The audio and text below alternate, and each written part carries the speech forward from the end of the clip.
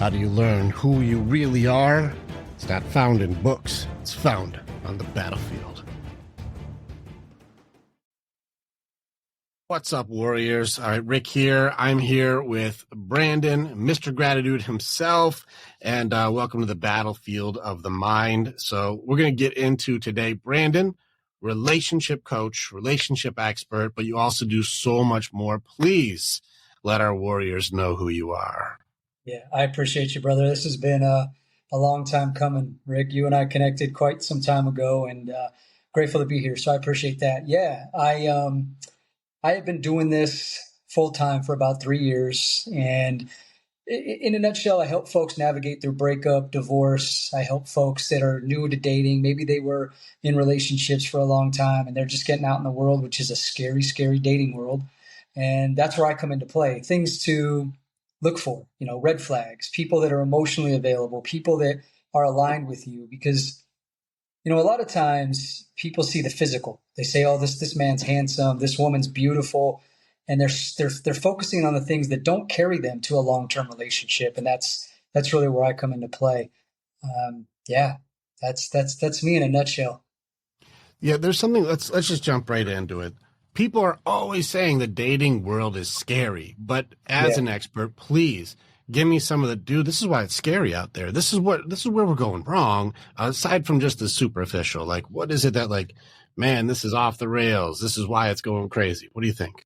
The number one thing I'm seeing is emotional unavailability. And that's because you have folks that get out of relationships and they don't know what they don't know. And they think that it's okay to go out and look for somebody to heal your broken heart and to have a one night stand, and that doing these things are going to help you feel better. And that is what I'm seeing the majority of the dating world scary. I have clients come to me and go, Brandon, why did this person ghost me? Why after this many months are they saying I need space? I need time to work on me. It's because they weren't emotionally available to begin with. They're recognizing their skeletons and the things that they need to work on. But that's the number one thing I'm seeing. And the second thing I'm seeing is distraction. We live in a very self-gratifying world, and you have so many folks walking around that are dopamine depleted. They're looking for their next hit. How much attention can I get? How much attention can I get? Ding, ding, ding, ding, ding. And with the combination of emotional unavailability and dopamine depleted people, that is why we are in a very scary dating world. Yeah, there's a few things that seem like a big deal here. The illusion of options is one of the big ones I've been hearing the most, especially like females have far more of the illusion of options. They can post up one a little bit scantless picture up there. They can get a bikini picture or like feeling cute, might delete later. And then they can throw one of those up, and then they get like thousands of, views or clicks or likes or you look gorgeous, you're so beautiful. There's a lot of attention that girls can get way quicker than boys. Like listen, I don't care how good we look in a bikini. We can't get that kind of attention. So like, we're not going to be able to pull the same cards that they can almost effortlessly. Well, I have seen a lot more of this attention addiction where like I crave this, but then how does a guy, or even how does somebody who has this type of need, this attention addiction from, social media or from online, how does somebody who's with that person compete with 10,000 people saying you're so hot? How do you compete with that? Here's where it gets toxic. Okay. And how it becomes toxic and how they compete with that is by being a complete and absolute, dare I say, narcissistic asshole. When they can manipulate their partner to making their partner have that toxic attraction, that toxic fear syndrome, because their partner's not giving them what everyone else can give them, right? They're not coming in and saying, you're beautiful every day, you're this or that. So how they handle that is they don't compliment them. They treat them with lack of respect. And now you have two people that are going at it, one that's not respecting their partner and one that's starved for attention instead of true love and affection. And that creates a very toxic environment. So is it possible that this attention addiction is creating narcissists? So I'm going to be really careful here because that word is so thrown out nowadays, but I will say it does create a high spectrum of narcissism. Yes. Mm-hmm. because I feel we're just in a world full of a lot of assholes and a lot of people that are lacking self-awareness, but it can lead to some very narcissistic tendencies. Absolutely. So, like a couple of things that people should really probably know, because you're right, it's thrown around way too easily without qualification. Narcissism has multiple layers to this, but some of the obvious ones are maybe being extremely self-centered, isolating your partner, making it so that they, remove their support systems, friend groups, and you become the center of their universe. This is one version of it. Right. But the other person is like, well, the world revolves around me, and they take and take and take almost parasitically. And so there's a few versions of how people operate as like a taker, if you will. But like, it seems on this one, if somebody has an attention addiction and they believe that they require so much attention, and then the other person is trying to isolate them so they can be the center of their attention, aren't they both kind of doing it a little bit here? Yeah, 100%. And manipulation isn't a connection. Damn it. So it seems like this whole attention thing may be creating multiple issues on both sides. Yeah, and that's a pandemic right now. Correct. I'm seeing it too. How the heck am I supposed to like stop myself from what is now being glorified and glamorized, and my followers, my likes, my views, the attention that I get is now become a big part of my identity? How are you supposed to protect yourself against something like this? I'm going to speak for myself. Is discipline, self-discipline, and self-worth. And I'll say this. I'll say this humbly: is the amount, and I'm sure the same. Even with you being married, people just don't care about that. The amount of women that come to me in my DMs, or that here's the crazy part, is women that are clients of mine or that want to be clients, that I've had to actually cut that relationship off because they've tried to cross that line, right, to that attention. They think that I'm going to give into that attention when I don't dip in the company ink. And to answer your question, I think it's accountability and self-discipline, especially as a man. I feel that men are held to a higher standard in society for many, many reasons. And we have to have that self-discipline. If we don't have that as a man, we can't be leaders and we can't be the strength for our household. All right, so we got the accountability. Now, I would have to challenge this on just a little bit on the other way. Do you believe the attention addiction is falling more male or more female these days? That's a toss-up from what I'm seeing. It's a toss-up. So I think it's in two very different ways, but I'd like to hear your point of view, please. I think that the two different ways you're speaking of, I mean, women, they know they can objectify their body and be paid for it. There's not a lot of men that can. I mean, guys like you and I can. I mean, I'm 43 in the shape of my life, take our shirt off and get attention from women, but not every man can, right? So how does a man that doesn't have the physical aspect to do that? Well, maybe they're going to floss their money. Maybe they're going to floss their power for that attention. So I think it's a 50-50 split, honestly, from what I'm seeing. I think that both men and women are looking and seeking that in different ways. And it's all comes down to lacking self-discipline and knowing their worth. I feel that, go ahead. All the examples are still superficial though. Finances and money or power or fame or, physical attributes. It's all the surface layer things.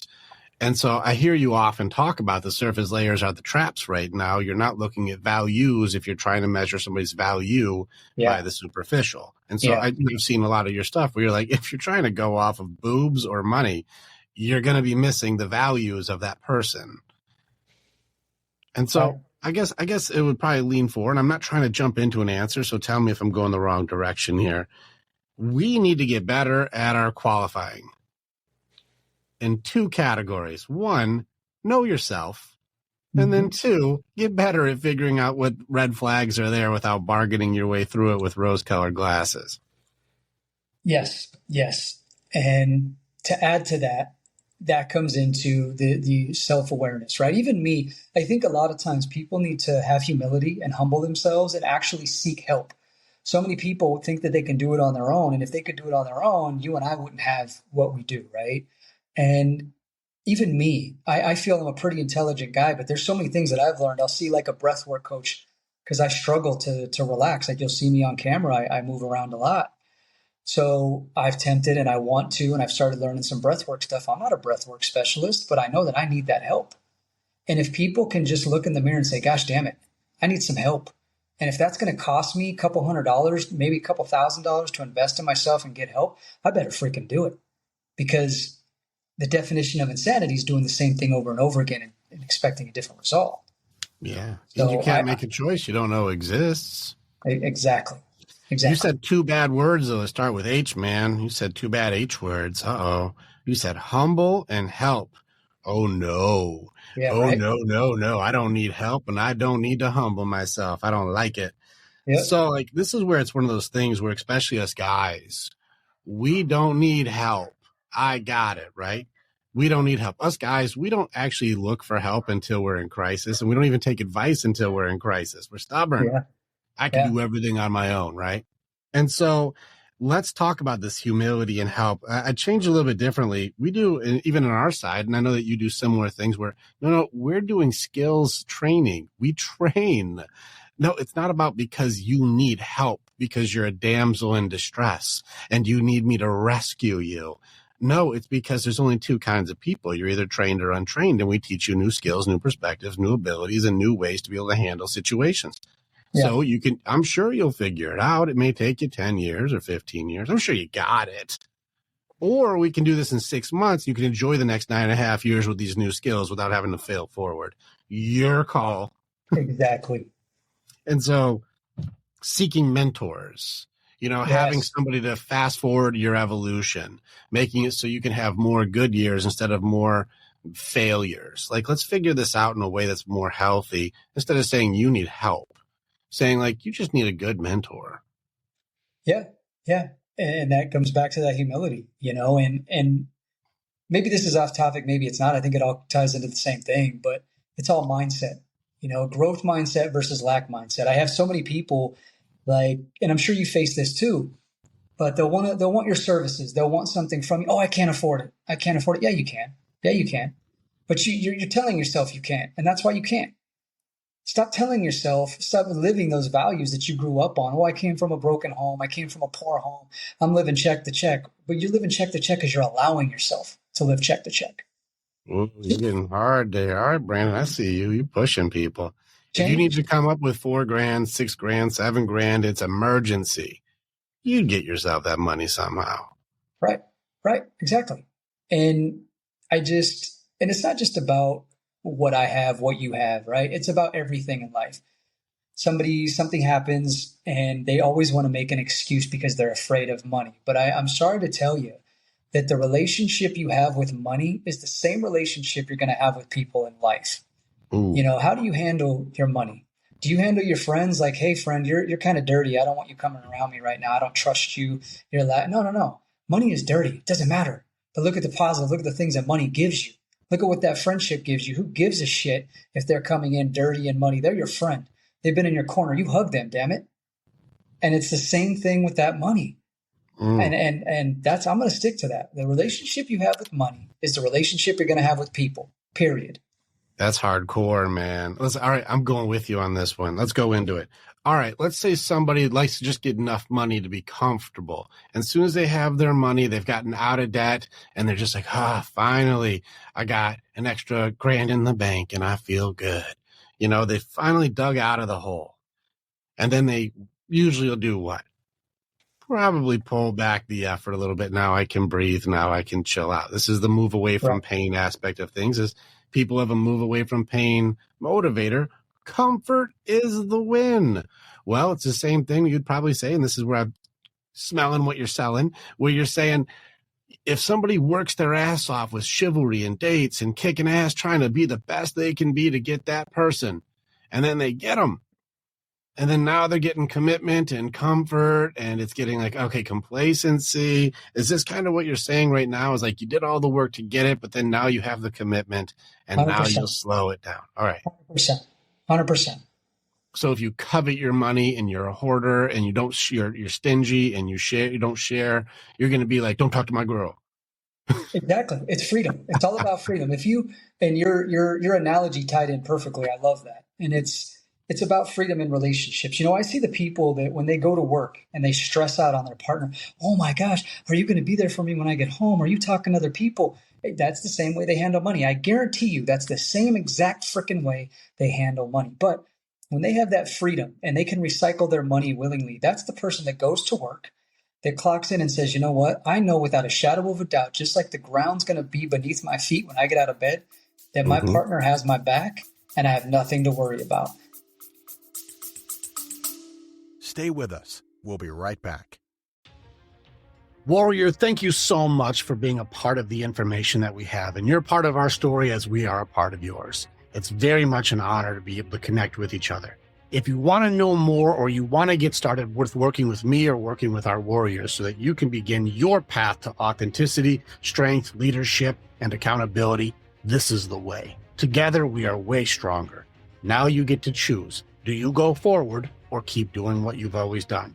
If you stay where you're at, hey, click on some of the stuff and follow what it is. We got motivational stuff. We've got podcasts. We've got more things. Just subscribe and do the stuff and we'll keep you updated. But if you want to start going in, start jumping into what our programs offer and start your journey and being the hero in your own story.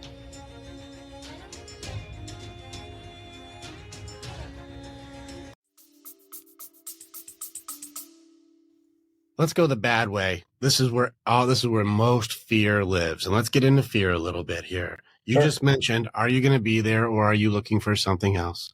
Are you going to cheat on me? Are you going to do this? And when somebody brings up, and you mentioned earlier, I'm showing up to the relationship with insecurities and wounds that I want you to help me fix. I want you to heal me. You should be the one who's the medication for something you weren't even there for when it happened. Yeah. And here we are now trying to control, now trying to dictate what they can and can't do, now trying to, out of fear, make sure that they don't cheat on me. I don't want you to cheat on me. Don't cheat on me. Don't cheat on me, right? They're going to cheat on you. Help me with this one. Help me out. What do you see, or how do you help these people? Yeah, it's healing. When I see that happen, it's because they haven't healed. There's some kind of hidden. Here's the two things I see. They either haven't healed, they haven't addressed a fear that has been coming up, and they're taking it out on their partner and they're projecting that. Or number two, they're doing the same behavior that they're worried about. They're the ones that are actually cheating. They're the ones that are talking to other people. And again, they're using that self-projection. And those are the two reasons why that happens. So if people can heal, I mean, healing is a lifelong journey, right? It's you're going to heal your whole life. But if you can be healing versus emotional availability are two different things. You can be emotionally available and still be healing. And a lot of people are both. They're unavailable and they're not healing. This is where it's tricky, because I see that I do understand that we can do this together if we're both agreeing, let's do this together. Yeah. But if one person is saying, I won't heal, and so I'm getting into a relationship where I need you to make me feel safe, feel secure, feel good. I need you to make sure I'm okay. And this almost becomes an enabling when, like, I've got good guys. There are good guys. There's more good guys than bad guys, ladies, if you believe it or not. You friend zone the shit out of them. So if you're wondering where they are, like, there's a lot of good guys who are like, I'll never hurt you. I'm never going to cheat on you. I won't do that. But still, they're waiting for that guy to do it because their past keeps trying to influence their present and or their future. And so they're going like, no, you're going to do something. You're going to do something. You're going to do something. I have a whole thing with this that goes against this narrative. I have a whole thing with this. If you're fighting so hard to stop somebody from cheating, what are you fighting for? It's a great point. Like, if they're going to leave, do you really want to try to force somebody to stay with you who wants to leave? Like, that's the play? Lack of self-love. Which means now I have to control you from something that they're not even doing to make sure that even if they were going to do it, they don't get a chance to do it. And that's love. Yep. The what? Yeah, you hit the nail on the head on that one. What are we doing? If they're going to cheat on you, shouldn't you work more on acceptance and working through your grieving systems instead of waiting for everyone else to heal you?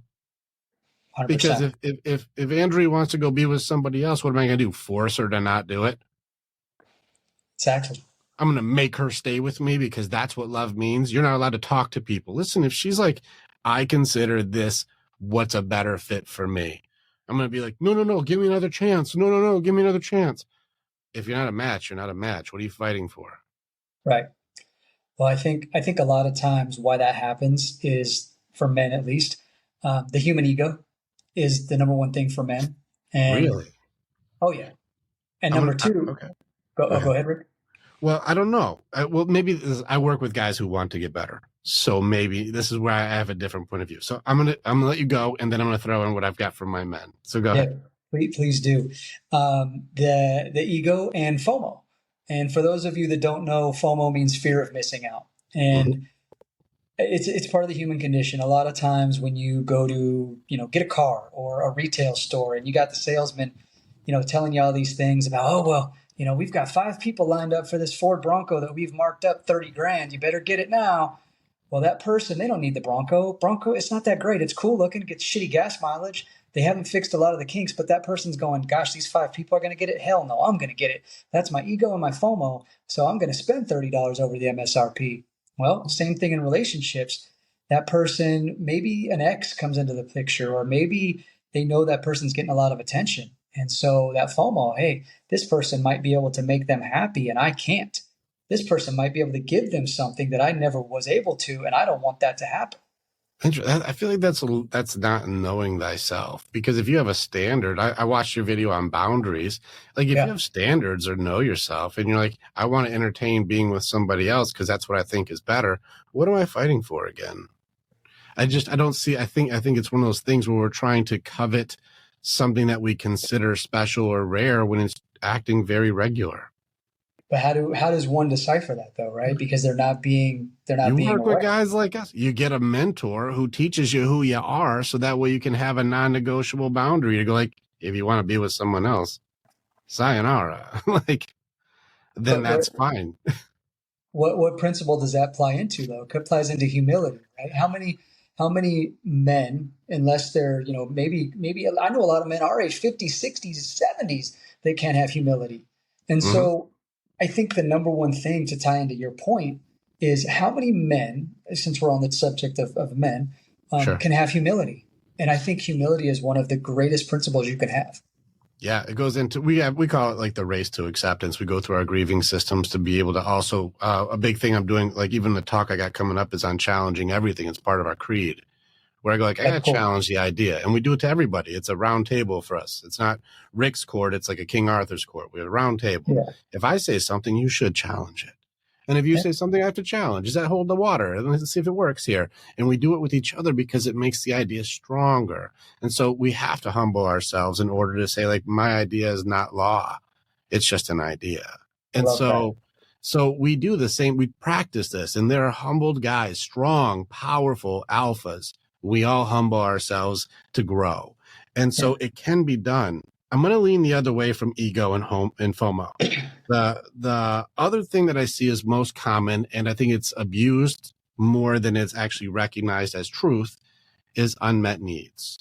And this is being thrown around. It's been around for a long time. It's very heavily pushed when it comes into nonviolent communication, like Marshall Rosenberg, and you get into NVC, and it gets into every single outburst or, these conflicts are just a tragic representation of unmet needs. There's just something I didn't know how to articulate.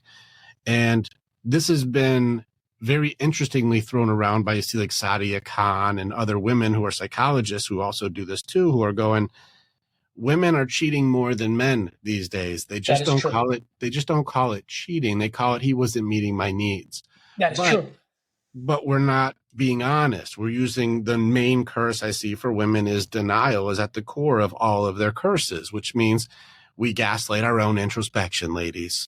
Whatever your truth is, it's not really the truth. It's what I decide I call it to make it so I justify myself as good, even though if anything I did was done to me, that's bullshit. Yep. This is the game right now. Ladies, you are your own enemy at the moment. Now, the unmet needs are happening pretty heavily on both sides, but guys have a lot less of the illusion of options that women do. And so women think they're going to go Beauty and the Beast themselves out and go get another cursed prince, when these guys who have like, I've domesticated myself to be a good man when I used to be the biker or the badass or the wild guy. And now I'm a good father, I'm a good man, and I'm sticking around. Well, now these guys are unappreciated. They're, being taken advantage of. The court systems are wrecking good dads. There are bad dudes. Please don't get me wrong. I'm speaking in absolutes. There are shit dudes that don't like you and me. There are shit dudes that don't like us because we would keep them accountable to themselves. But there's a lot more good guys out there going, I'm happy to own my shit because I'm actually trying to be a better man. I'd agree with that.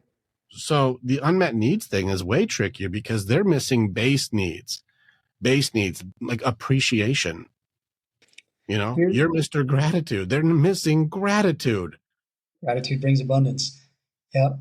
Yeah. My view on that is your needs will never be met if you're not meeting your own needs. It all comes down to what we're projecting on others is a reflection of ourselves. It's all about us, good and bad. So, for example, if somebody's going in social media and they're commenting to you and they say, gosh, Brandon, you saved my relationship, yada, yada, yada. No, I didn't save your relationship. What you finally did is you woke the fuck up, you listened to what I said, and you realized that your demons were triggered and you changed and became a better person. And I'm grateful that you did that, but it had nothing to do with me. It's all about you. And when you're in a relationship, oh, you don't do this for me, you don't do that. Well, gosh dang, do you do it for yourself? Okay, well, then there's your answer. And it's in the reverse of that is when we pedestalize our partner. Your partner is not your God. If you're doing more for your partner than you're doing for yourself, that is a pedestalized relationship and you're doomed to fail. Correct. Especially on the guy side. On the guy side. So I just did a training. It was Wednesday with a group of guys with the No More Mr. Nice Guy book. You know, and it's a pretty good book. And these guys in there are like, I'm reading the thing. It's like, yep, that's me. That's me. That's me. That's me. And then they went into like the guy who's like not the Mr. Nice Guy. And I'm like, I'm all of those ones. Like, it's really funny to watch where I'm like, guys, but this is working way better than those ones are because they're all being taken advantage of or feel completely used or abused. And it's very interesting to see like these guys who are giving more commitment, more resources, more availability, more time, more of themselves are treated worse. In fact, I did a call yesterday with a guy who was like, I gave literally everything I got and she treats me terribly. That's because exactly. I wonder why. The boundaries aren't there. They're trying to please the matriarch in this one. And if you treat her like a queen, she'll treat you like a servant. And so that's what's happening right now. Love that. And so we're watching it over and over again. What do you think about these nice guys, these guys who are, I'm going to try and do the men are bad, so I'm going to be ultra good. What do you think? Yeah. And it comes down to, and I don't know if a lot of people might get lost here, but I've talked about this before, is there's a huge difference between a nice guy and a kind guy. I'm going to try and break this down the best way I can. So if you're walking in a grocery store and you see somebody coming behind you, the kind thing to do is to hold the door for them. That's the kind thing to do. Now, if that person goes in the grocery store and you follow them around and say, you know what, can I help you shop? Can I get your groceries for you? Can I do that? Now you're a nice person, and that's scary. What are your motives? Why do you want to do all that for a stranger that you don't even know? You have ulterior motives. What if he doesn't? Just devil's advocate. What if he's like, I actually just really like to help people shop because I just love shopping. That's his whole motive. Then he doesn't have boundaries and he needs to be checked. All right, so he's got to get checked because he's being too nice, which is obviously a really tricky sentence. TOO before anything is a subjective, tricky moment here. And so, all right, don't help her shop, but you can grab that door. Yep. All right, give me another thing for like, that's a good guy and this is a nice guy. Like, this is a... kind and go ahead. Yeah, the kindness comes with boundaries. Like me, I'm an empath, but I'm an empath with boundaries. I know where to delegate my energy, where to feel my energy, and where to give my energy because I have that boundary. And the difference, I'll just go straight to the point. The main difference between nice and kind is boundaries. A nice person lacks boundaries. A kind person has boundaries and they know how to delegate their kindness. And it comes naturally. They have nothing they don't want anything in return. Well, shit. What if it doesn't come naturally? How do I train this skill? Because I look at it as a skill, not a natural gift.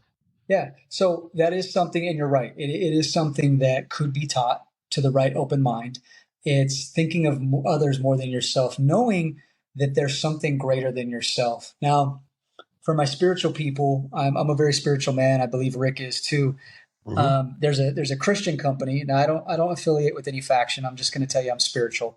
But what I love this company for is the name of the company is called He is Greater Than I. And it goes back to John 33:3 in the Bible, talking about the Creator must become greater than ourselves. And that's what I firmly believe. When people don't believe that there's something greater than them and they don't worship something greater than themselves that is not a human being, not a material thing, that is where it comes into play. Sure. Selfishness, greed, all these things become your God. I'm with you. Exactly.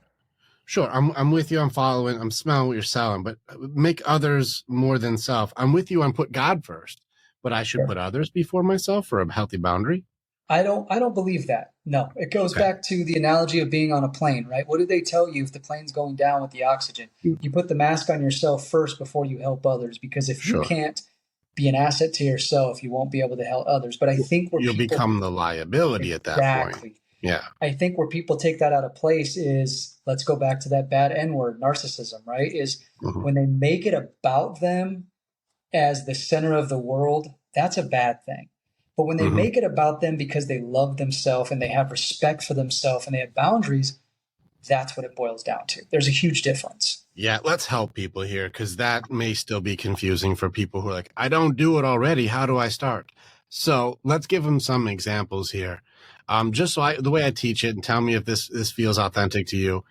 A boundary is not about what anyone else is doing. It's about the way I handle what other people are doing. So let's just say you're going to message me on the weekend. And instead of me saying, Brandon, don't message me on the weekend, I can just say, if you message me on the weekend, I'm not checking till Monday, just so you know. It's a great boundary. So that's a boundary. But if I say, don't message me, you're not allowed to send me messages because I told you what you can and can't do, that's a demand, not a boundary. And controlling. Right. Which means people are getting boundaries mixed up, thinking like, I told you how you're allowed to talk to me. No, you don't have to reinforce it. Yeah, you don't have to reinforce it. That's a demand. That's not an agreement nor a boundary. But a boundary would be, if you keep talking to me this way, I'm going to have to let go of this phone call, or I'm going to have to walk out of this conversation. You don't get to speak with me anymore because you don't know how to speak respectfully. So I'll have to remove myself. We'll go with that. Yeah, this is where, like, there's going to be lines here where I'm going to handle it a certain way if you act a certain way. I don't have to tell you to be different. I just know how to respond to it, so that way it still upholds my standards for myself. Right. And this gets tricky for people, especially in marriages or in relationships where they never had any boundary. And I think the fact is, with this kind guy versus nice guy thing, is people get angry when people make boundaries because those are the ones who got away with the most when you didn't have them. I love that. I love that so much that you said that. And I want to go into something, if you don't mind, since you're on this topic, because you got my mind buzzing. That is another hot button for those people that are trying to date right now is, Brandon, when do I set boundaries? How do I do that? And here's something you have to understand to add to Rick's point. And I'm going to throw this on you, the person that's creating the boundaries. It is your responsibility and your due diligence. You cannot expect a human being to date them for 3 months, 6 months, a year, and then all of a sudden say, hey, Johnny, hey, Jessica, here's what I like and what I don't like from you. Here's what I need you to do. You can't do that, because that person's going to come back and say, well, screw you. You've allowed me to do it for this long, and now you expect to take that from me like candy from a baby? No, now it's on you. Set your boundaries on the first freaking date, the second date. Let that person know what you will tolerate and what you won't tolerate. That's it. It's okay. And there's nothing wrong with that, because otherwise you end up creating, it's the bargaining system of the fantasy of what it could be, usually because society is putting so much pressure on those superficial things. Well, they've got a lot of money, or they got a cool car, or she's really hot, or whatever the superficial thing. He's really tall, like whatever the things are, to make it so that we throw rose-colored glasses on for all the red flags. And if anybody doesn't know what that means, when you're wearing rose-colored glasses, all the red flags just look like regular flags. Yeah. You miss all of the cues that you're like, is this the circus? And your friends are like, get out of there. Like, it's not the circus. That's Well, bad. It's red flags everywhere. well, what's funny is, to add to Rick's point again, is it all comes down to psychology. Rick mentioned numerous times about the rose-colored glasses, which means in the first 3 months of a relationship, of a dating relationship, you have what's called the feel-good hormones going, and your prefrontal cortex, the center part of your brain that creates those emotions, basically shuts down. And you've got the oxytocin, the serotonin, and the dopamine flowing, and you're not seeing that person who they truly are within the first 3 months. And that is what Rick means by those rose-colored glasses. And you don't know what you don't know, right? So I always tell people, I got a I pair of don't. these for you, bro. Oh, that's amazing. Rick I just wear threw them. them. I So, wear them. I wear them all the time for when I'm working with people. Like, I don't see what you're seeing, and then I'll throw these on, and I'll go, "Oh yeah, they look wonderful now. that's Yeah, great. they look like the best dude ever. Absolutely. Now I see what you're looking at." Rick throws on the rose-colored glasses. That's amazing. Yeah, and it's why I always tell people to take your time. I don't care how beautiful they are. I don't care how good the sex is. I don't care what all that is, because I tell you what, if it's that good now, after 3 months, if it's still good, then guess what? They might be that good. But until then, take your time. And if they Mhm. want to rush a relationship, they're not your person. Yeah, it's a good call. Russian relationships. Hurry up. We gotta go we have to move in together. We need to get married. Like, anybody who rushes the relationship, like within, like, it's been 3 months, we should move in. Why aren't you letting me move in? I need a key to your place. These are red flags, guys. These aren't comfort. This isn't safe and secure. This is scary. Yeah, and it's scary for a couple reasons, but then there's one beautiful thing about that. The scary part is, typically what I see, if somebody's under the age of 35, somebody that makes those maneuvers, they're a predator. They're Mm, preying on you. Now, I will say, after the age of 35, things tend to escalate a little quicker in a relationship. And sure. you might want to move in like 6 months, but still 3 months, just give it 3 months. No matter what you do, a lot is going to change, and you'll start to see the true reality. And your your gut is never ever wrong. You know, that inner feeling, that inner vibration, if it continues to haunt you and regurgitate, both positive and negative, listen to it or you'll regret it. Mm-hmm. That's pretty good, man. Yeah, I'm gonna slide it back into like the boundaries there, and like being able to hold your ground, even have autonomy for a while. I'm gonna Yeah. keep our stuff separate for a little bit here, just in case it doesn't, like, it's okay. This is where we talk about often too, where people get into a codependent relationship because they think that's what love means. This Ooh, means, yeah. like, Yeah. you complete me. That's what love is. And I've been arguing it's not you complete me, it's we complement each other. It's two strong halves that come together to make a very strong whole, but they are still their own things that make each other better together. Not, I'm only as good as I am because of you. What do you think? So you and I align on virtually everything. I have a little bit different. I say, and the analogy is like right on, but I always say two wholes make a whole, not two halves make a whole. I like it. That's the way I present it, because a lot of people get that, or they think that a relationship's 50-50. It's not. A Mm-hmm. relationship's 100-100. It's not tit I like that. it's not Yeah. it's not tit for tat. It's not, hey, I took out the trash, so now you're gonna have sex with me tonight. No, no, no, no, no, no, no, no. It's not, hey, I did this, you do that. You know what? You might do three good things in a row, whatever that looks like, and then your partner, it doesn't matter. You're gonna be 100% showing up every freaking time, and you're not taking tallies and tit for tat. Because It's, again, I've seen it. I've seen it solid. Right now. I think that the societal one is different. Girls do this often. oh It's yeah, different. This is the measurement system is very different for girls. I'll give you an example. Like I said, I work with the men and I hear what the ladies say. I noticed, and tell me if you've seen this, ladies count their tasks differently than men. a And hundred what percent. and what I mean is, if they put 20 dishes away, that's 20 achievements accomplished. And if I put 15 pairs of shoes on, I've done another 15 things here. This is where they've done, like, I've done hundreds of things today. But like the guys, what did you do? You just went to work. And he's like, just went to work. I'm an engineer. I did thousands of incredibly difficult things that only I can do with the whole building. But you count that as one. You Rick, you are bringing up so many valid points that I talk about all the time. And, I don't know, there should be a lot of people that are going to know about this, but the Gottman Institute, John and Julie Gottman, they're world renowned, the most world renowned family and marriage therapists that there are on the planet.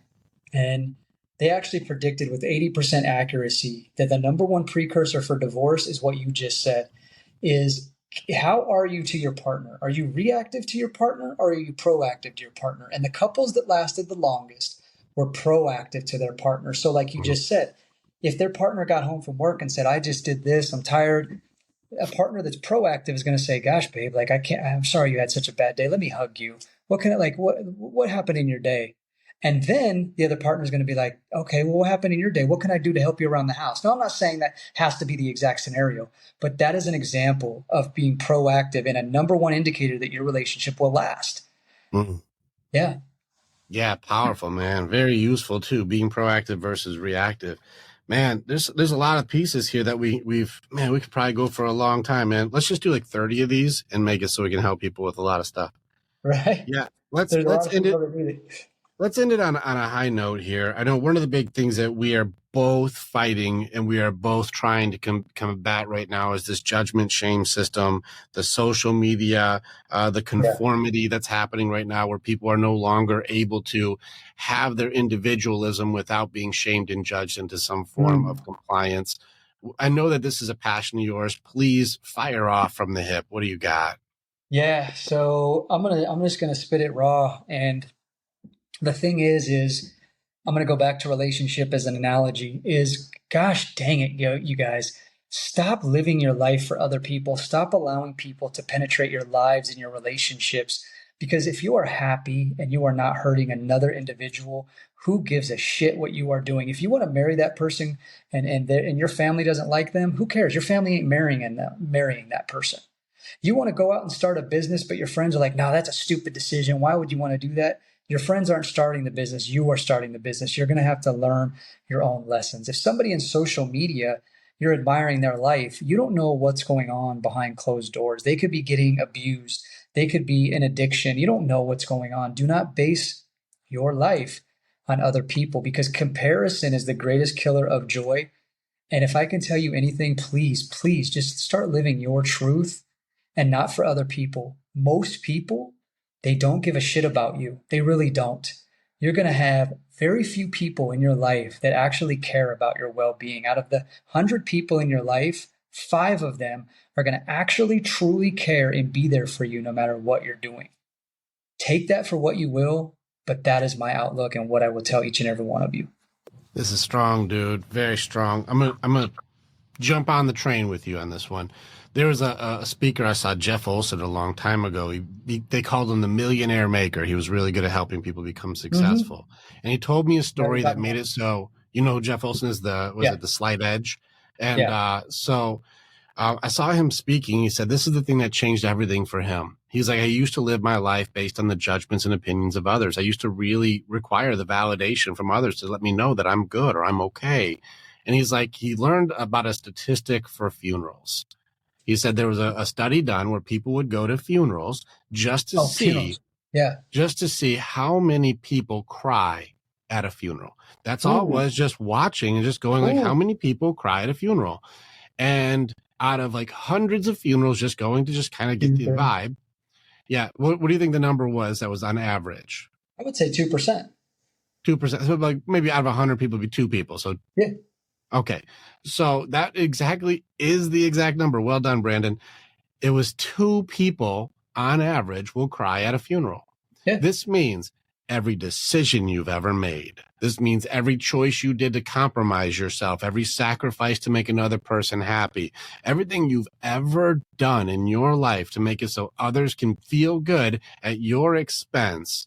At the very end of the culmination of everything you ever do, if you're lucky, on average, 2 people will care enough to even shed a tear about you. It's a true statistic. He said, knowing this, all the choices that I make to try to make another person feel good, they probably aren't even the one who's going to fucking cry at my funeral. Like, what am I doing here? I'm going to be what for somebody who you're probably not even one of the two. Yep. So he's like, I'm going to follow my dreams. I'm going to go for my goals. I'm going to love who I want to love. I'm going to be my most authentic, best version of me. And I'm going to work with people like Brandon or Rick to make it so I go faster, leading to finding who the fuck you really are. How do people get in touch with you so they can work with you?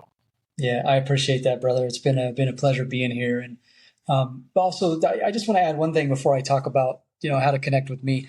Don't be afraid to cut people out of your life. People that are toxic, people that are not bringing value to your life, please cut them out. Yeah. Cut them out. Family, I've had to cut family out. I've had to cut friends out. If they're bringing more drama than peace, then it doesn't matter. Cut them out. Have the courage to accept your authenticity, even if others won't. Yes. Yeah. How to connect with me. So my name's in social media. My name's Brandon D. I do that for a reason. So I always say Brandon D, but in social media, it's Mr. Gratitude. So if you look up Mr. Gratitude, I'm on Instagram, TikTok, YouTube, and I do have a podcast. The name of my podcast is called Living with Gratitude. I just launched my first virtual course. I'm really excited. Been a lot of promoting, a lot of marketing for this course. It's called A Guide to Better Dating. And in this course, I teach you how to spot red flags, how to spot emotional availability, and what to do within your first 3 dates. It's an investment. Invest in yourself. You're going to learn a lot in that course. I'm very proud of it. It's amazing. I know you'll learn a lot. I love it. If you want to connect with me via email, you can connect at mrreviewme23@gmail.com. And any friend of Rick's is a friend of mine. So hopefully your audience, Rick, trickles over to mine and mine vice versa. Yeah, I really appreciate being here. I think this is great. It's a great way to expand our networks. And everybody listening, I hope you got a lot of information out of this and a lot of resource. Rick's a resource. I'm a resource. And that's it. Yeah. Who are you looking for so we can make sure, that's me? Which couples or which people are you looking for so they know it's them? Yeah, I work with virtually anything that has to do with relationships or dating. So if you need a dating coach, I don't like to call myself a coach because most coaches are very manipulative. I don't manipulate. So I call myself a dating or relationship consultant. So if you're trying to be a better dater, hey, Brandon, I keep getting beat up in dating. What can I do to be better? I'm going to help you. What to look for out of navigating after a breakup or divorce, because these are very, very emotional times and most people don't know what to do to move forward and to navigate. So I help them with that, both singles and couples. If you're in a marriage and you need a mentor, you need to know how to keep that marriage healthy and exciting. I help keep marriages and relationships together as well. That's really the scope of my work. Okay, you're like that movie Hitch, and you only work with the good ones. Yeah. And the last parts of this, because a lot of people go, well, I get this a lot and it blows my mind, is what are your credentials? What are this? So I will tell you, you don't have to have any credentials to be a consultant. All you have to have is operate legally. My clients, they sign a confidentiality agreement and a release of liability. I do operate legally. So there's no shenanigans going on. I do have high credibility. I have almost 400,000 people that follow me in social media. So I'd like to think I know what I'm doing. And I'll let you decide. And thank you again, Rick. I appreciate this more than you know, my brother. Nah, it's an honor, man. I really do appreciate you too. So please check Brandon out. Click on the stuff. And if you're in a relationship and you want to get stronger, you now have links in this bio to click on so you can reach out to Brandon. So thank you so much, brother. I appreciate you. I appreciate you. Click on the button and you can become the hero in your own story. It's time to start making the choices to change. And the evolution that you're going to do begins with choosing the next step. This is the way. And together, we're always stronger.